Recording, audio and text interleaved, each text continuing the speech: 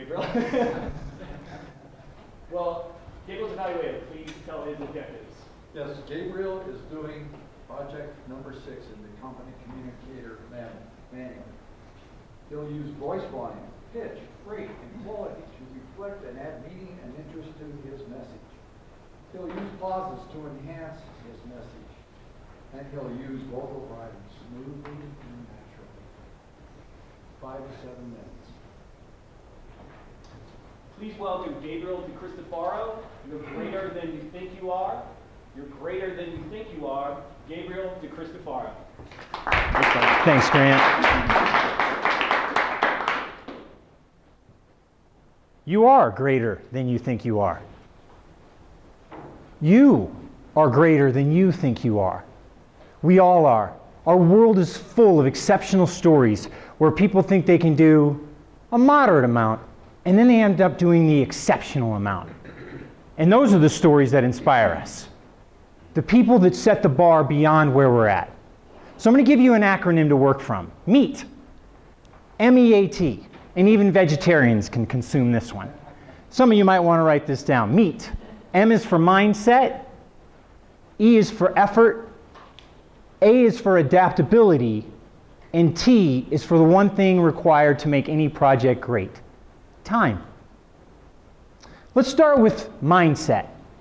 Carol Dweck wrote a fantastic book called Mindset. Groundbreaking for me, life-changing.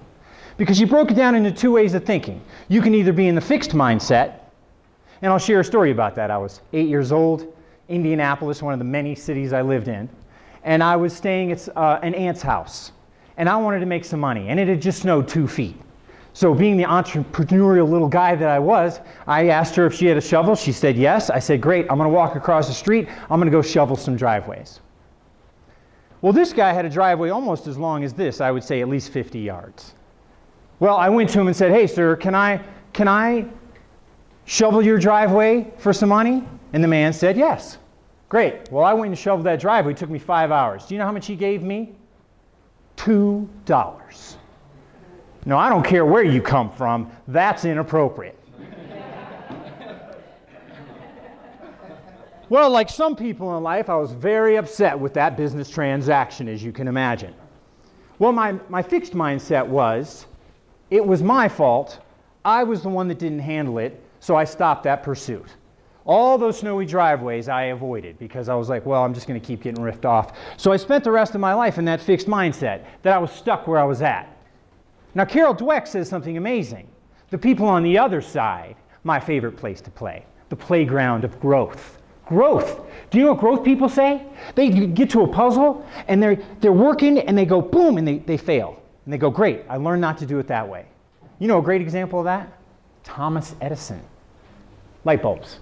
Thousands of failures. Thousands of, I did that wrong. I need to do it a better way.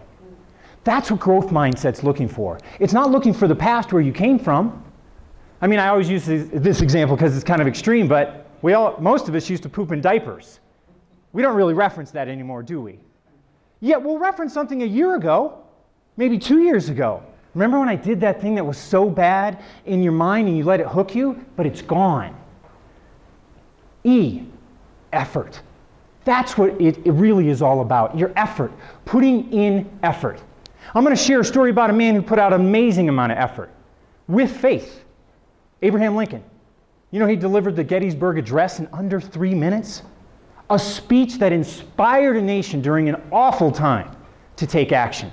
Now, where was his effort? Well, he had to think about it. He had to think about the problem. Then he had to write it. Then he had to do what? Deliver. He had to stand up in a nation that was very upset at a lot of issues and say, hey, I think I have the solution. Let me take you to adaptability. I was a snowboard instructor. I got involved. Do you remember 8 years ago when houses didn't sell in 3 days? I think nowadays it's like 2-3 days. If it's a good house, it's gone, right? Back then, do you remember they crashed? A lot of people went bankrupt. Short sales, it was awful. Well, I was one of those people. I took a very hard hit. And I had to be what? Adaptable. So I created Business Oceans, my consulting company. I went to USC Marshall School of Business. I'd been in a lot of corporations for many, many years. I had a lot of significant ideas to offer. But what I found out is there are so many experienced professionals, they were interested in something different, digital marketing. Now remember, now it's common. I mean, there's phones everywhere with all sorts of stuff. But I want you to picture 8 years ago, when the internet was still kind of a question mark.